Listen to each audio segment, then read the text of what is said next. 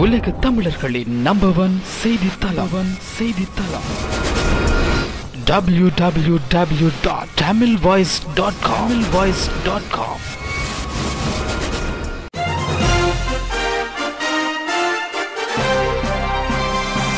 எட்டு திக்கு செய்திகளையும் ஒரே பார்வையில் தரும் தமிழ் பொய் செய்திகள்.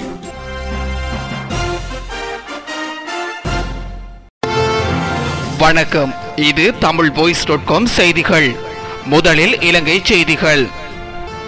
19வது திருத்தத்தின் சில பிரிவுகளை நிறைவேற்றுவதற்கு சர்வஜன வாக்கெடுப்பு அவசியம் என உச்ச நீதிமன்றம் அறிவித்துள்ளதை தொடர்ந்து நிறைவேற்று அதிகார ஜனாதிபதி முறையின் அதிகாரங்களை குறைக்கும் இலங்கை அரசாங்கத்தின் முயற்சிக்கு பின்னடைவு ஏற்பட்டுள்ளது.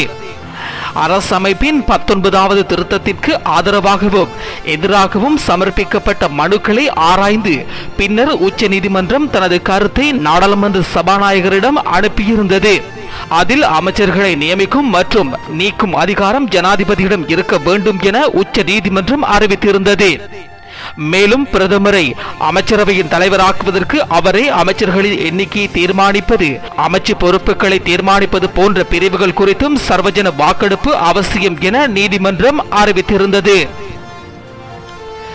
அரசியலமைப்பின் 19வது திருத்தம் அரசமைப்பிற்கு முரணற்ற வகையில் அமைந்திருப்பதாக உச்ச நீதிமன்றம் தெரிவித்துள்ள போதிலும் அதன் சில பிரிவுகளை நிறைவேற்ற சர்வஜன வாக்கெடுப்பு அவசியம்.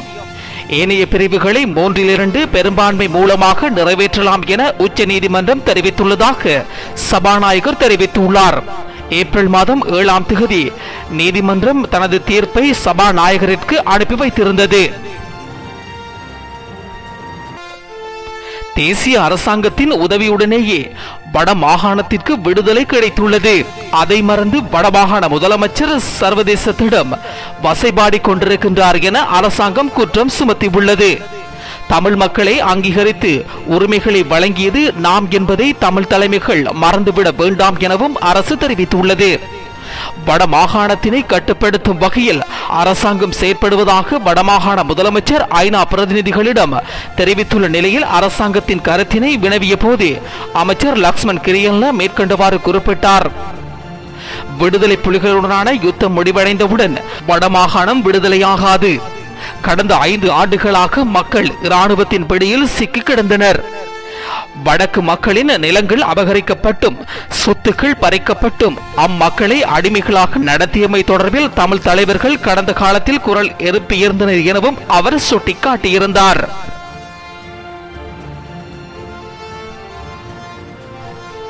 தனது மகளை பாலியல் வல்லுறவுக்கு உட்படுத்தியதாக சந்தேகிக்கப்படும் தந்தையை கைது செய்யப்பட்டுள்ளதாக தங்கொட்டுவ போலீசார் தெரிவித்துள்ளனர். 5 வயது மகளை பாலியல் வல்லுறவுக்கு உட்படுத்திய 45 வயது தந்தையே இவ்வாறு கைது செய்யப்பட்டுள்ளார். தனக்கு நடந்த கொடுமை குறித்து சிறுமி தனது தாயாரிடம் கூறியதை அடுத்து போலீஸ் நிலையத்தில் முறைப்பாடு செய்யப்பட்டது. பாதிக்கப்பட்டதாக கூறப்படும் சிறுமி தங்கொட்டுவ வைத்தியசாலையில் அனுமதிக்கப்பட்டுள்ள நிலையில் அவர் கடுமையான வல்லுறவுக்கு உட்படுத்தப்பட்டுள்ளதாக வைத்திய பரிசோதனையிலிருந்து தெரிய வந்துள்ளது. சந்தேக நபர் மாரவில நீதிமன்றில் ஆஜர் செய்யப்பட்டுள்ளார். எதிர்வரும் மே மாதம் 1ஆம் தேதி நடைபெறவுள்ள மேதின கூட்டத்தில் பங்கேற்குமாறு முன்னாள் ஜனாதிபதி மஹிந்த ராஜபக்சவிற்கு ஜனாதிபதி மைத்ரிபால சிறிசேன அழைப்பு விடுத்துள்ளதாக கொழும்பு ஊடகம் ஒன்று தகவல் வெளியிட்டுள்ளது. ஸ்ரீலங்கா சுதந்திர கட்சியின் பொதுச் செயலாளர் அனுர பிரியதர்சன யாப்பா இந்த அழைப்பை விடுத்துள்ளார். அனுர பிரியதர்சன யாப்பா நேரில் சென்று முன்னாள் ஜனாதிபதி மஹிந்த ராஜபக்சவை சந்தித்து இந்த அழைப்பினை விடுத்துள்ளார். நாராயம்பேட்டை அபயராமவிற்கு நேரில் சென்று இந்த அழைப்பினை விடுத்துள்ளதாக தெரிவிக்கப்படுகின்றது. இந்த இடத்தில் குழுமியிருந்த பிரதேச அரசியல்வாதிகள் மஹிந்தவை பிரதமர் வேட்பாளராக நிறுத்த வேண்டும் என கோரியுள்ளனர். அவ்வாறு மஹிந்த பிரதமர் வேட்பாளராக நிறுத்தப்படாவிட்டால் மேதின கூட்டத்தில் பங்கேற்கப் போவதில்லை எனவும் அவர்கள் குறிப்பிட்டிருந்தனர்.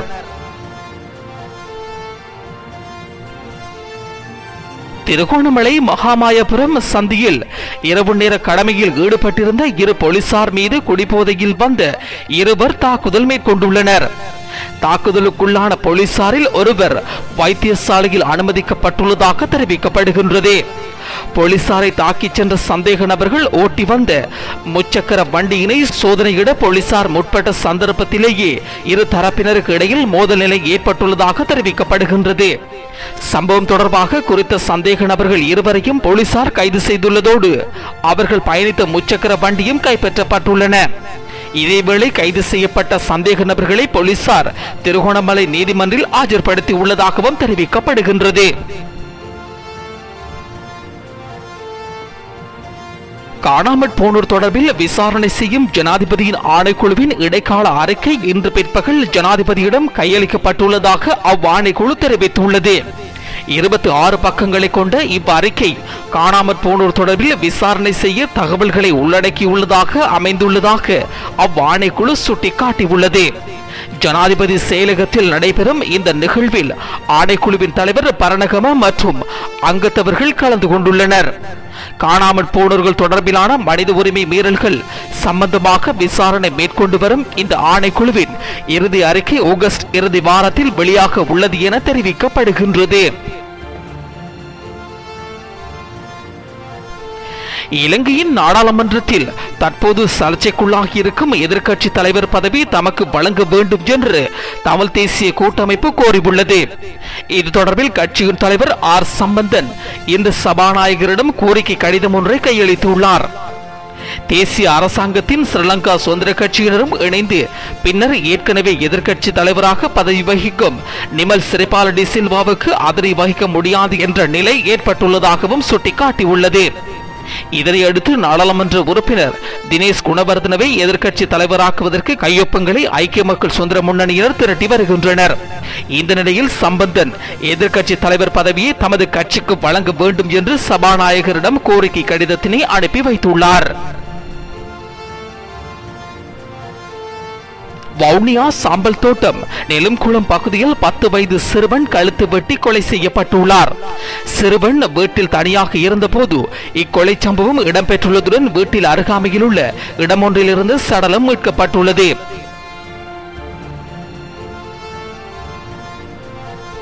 கடந்த செவ்வாய்க்கிழமை இரவு நல்லூர் பிரதேசத்தில் வைத்து சிவில் உடை அணிந்து 2 பேர் அடங்கிய குழுவினர் 3 ஊடகவியலாளர்களை கத்தியுடன் 2 கிலோமீட்டர் தூரம் துரத்தினார்கள். குறித்த ஊடகவியலாளர்கள் உண்ணாவிரத செய்தி சேகரிப்புக்கு சென்று தங்கள் அலுவலகத்திற்கு திரும்பிக் கொண்டிருந்த வேளையிலேயே இவ்வாறு துரத்தப்பட்டுள்ளனர். அவர்கள் மீது இடம்பெற்றிருந்த தாக்குதலிலிருந்து தப்பி யாழ் போலீஸ் நிலையத்தில் முறைப்பாடு அளிப்பதாக விரைந்து சென்றுள்ளனர். அங்கு அவர்களுக்கு பெரும் அதிர்ச்சி காத்திருந்தது. அதாவது போலீஸ் நிலைய வளாகத்தில் ஊடகவியலாளர்களை தாக்கிய குழுவினர் முச்சக்கர வண்டி நிறுத்தப்பட்டிருந்ததோடு போலீஸ் அதிகாரி மற்றும் சாஜனே தாக்குதல்காரர்கள் என அவர்களுக்கு தெரிய வந்தது. போலீஸ் நிலையத்தில் கடமை நேரத்தில் இருந்த போலீஸ் அதிகாரிகள் அவர்களின் முறைப்பாடை ஏற்க மறுத்துள்ளனர். அதேவேளை நெல்லியடி பிரதேச நிலையத்தில் கடமை புரிகின்ற போலீஸ் கான்ஸ்டபிள் ஒருவர் பள்ளி மாணவியை கற்பழிப்பு செய்ய முயற்சி செய்ததாக செய்தி எழுதியதனால் பருத்தித்துறையில் மற்றொரு ஊடகவியலாளர் கைது செய்யப்பட்டுள்ளார். இவ்வாறு இந்த அரசாங்கத்திலும் ஊடக அடக்குமுறை காணப்படுவதாக ஊடகங்கள் பல செய்தி வெளியிட்டுள்ளன. எதிர்வரும் தமிழ் சிங்கள புத்தாண்டு கொண்டாட்டங்களின் போது சிங்களவர் அதிகமாக வாழும் பிரதேசங்களில் நடைபெறும் வைபவங்களில் தேசிய கீதத்தை தமிழில் பாடி அந்த பிரதேசத்தில் இனவாதத்தை தூண்டும் கீழ்த்தரமான சூழ்ச்சி ஒன்று முன்னெடுக்கப்பட்டு வருவதாக தகவல்கள் வெளியாகியுள்ளன. முன்னாள் ஜனாதிபதி மஹிந்த ராஜபக்சவை மீண்டும் ஆட்சிக்கு கொண்டு வரும் நோக்கில் இனவாத ரீதியில் செயற்பாடுகளில் சில குழுக்கள் இந்த நிகழ்ச்சியில் ஈடுபட்டுள்ளதாக சிங்கள இணையதளம் ஒன்று செய்தி வெளியிட்டுள்ளது. தேசிய கீதத்தை தமிழில் பாடுவதற்கு எதிராக தற்போது நாடு முழுவதும் இனவாத குழுக்கள் சதித்திட்டங்களில் ஈடுபட்டு வருகின்றன. இவ்வாறு தமிழில் தேசிய கீதம் பாடப்படும் இடங்களில் குடியிருக்கும் நபர்களை கொண்டு கலவரத்தை ஏற்படுத்தி புத்தாண்டு கொண்டாட்டங்களை சீர்குலைப்பதே இந்த குழுக்களின் நோக்கம் என கூறப்படுகின்றது. தமிழில் தேசிய கீதம் பாடும் இனவாத வஞ்சகர்களை எதிர்க்கின்றனர் என்ற தலைப்பில் சுயாதீன தொலைக்காட்சியில் அண்மையில் நிகழ்ச்சி ஒன்று ஒளிபரப்பப்பட்டிருந்தமை குறிப்பிடத்தக்கது. அத்துமீறிய வகையில் தொழிலில் ஈடுபட்டு வரும் தென்பகுதி கடற்தொழிலாளர்களினால் வடபகுதி கடற்தொழிலாளர்களது வாழ்வாதாரங்கள் பாதிக்கப்பட்டு வருகின்றனர் என ஈழமக்கள் ஜனநாயக கட்சியின் செயலாளர் நாயகமும் பாராளுமன்ற உறுப்பினருமான டாக்டர் தேவானந்தா தெரிவித்துள்ளார்.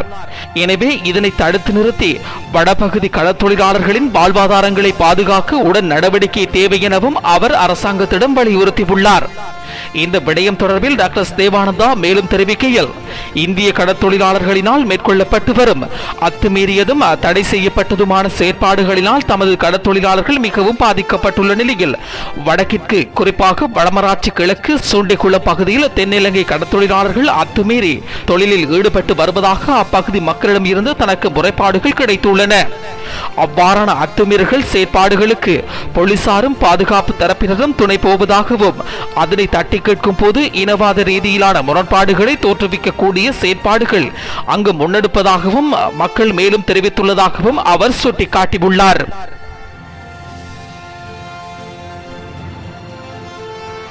இலங்கைக்கு உத்தியோகபூர்வ விஜயம் மேற்கொண்டுள்ள பூட்டான் பிரதமர் ஷொரின் டொப்கேன் உட்பட தூதுக்குழுவினர் இன்று நாடாளுமன்றத்திற்கு விஜயம் செய்துள்ளனர். பூட்டான் பிரதமர் உட்பட பிரதிநிதிகள் பாராளுமன்றத்தின் சபாநாயகரின் விசேட அதிதிகள் அமரும் கேலரியில் அமர்ந்து கொண்டதுடன் அவர்களை பிரதி சபாநாயகர் சந்திம வீரகொடி வரவேற்றார்.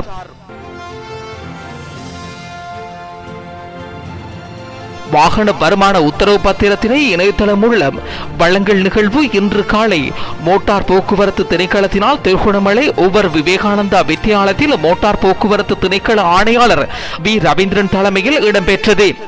இந்த நிகழ்வுக்கு பிரதம அதிதியாக கிழக்கு மாகாண ஆளுநர் ஓஸ்டின் பெர்னாண்டோ மற்றும் கிழக்கு மாகாண முதலமைச்சர் ஹபீர் நசீர் அகமது ஆகியோர் கலந்து கொண்டனர்.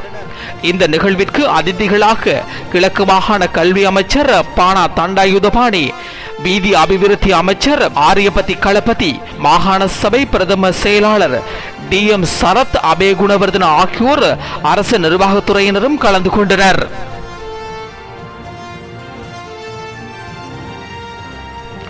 தமிழ்voice.comஇல் தொடர்வது இந்திய செய்தி. வேலைவாய்ப்பை ஏற்படுத்தி இருந்தால் 20 தமிழர்களின் படுகொலையை தடுத்திருக்கலாம் என்று தேமுதிக தலைவர் விஜயகாந்த் கூறியுள்ளார். ஆந்திராவின் திருப்பதி வனப்பகுதியில் 20 தமிழர்களை ஆந்திர போலீசார் சுட்டுக் கொன்றனர். சுட்டுக் கொல்லப்பட்டவர்களின் உடல்கள் நேற்று தமிழகத்திற்கு அனுப்பி வைக்கப்பட்டன. மேலும் இந்த சம்பவத்தில் எதிர்ப்பு தெரிவித்து தமிழகத்தில் போராட்டங்கள் நடைபெற்று வருகின்றது. இந்த நிலையில் தேமுதிக தலைவர் விஜயகாந்த் உயிரிழந்தவர்களின் குடும்பத்தினரை சந்தித்து ஆறுதல் கூறியுள்ளார். மேலும் தேமுதிக சார்பில் ரூபாய் 50,000 நிதி உதவி அளித்துள்ளார். தமிழ்voice.comஇல் தொடர்வது வெளிநாட்டு செய்தி.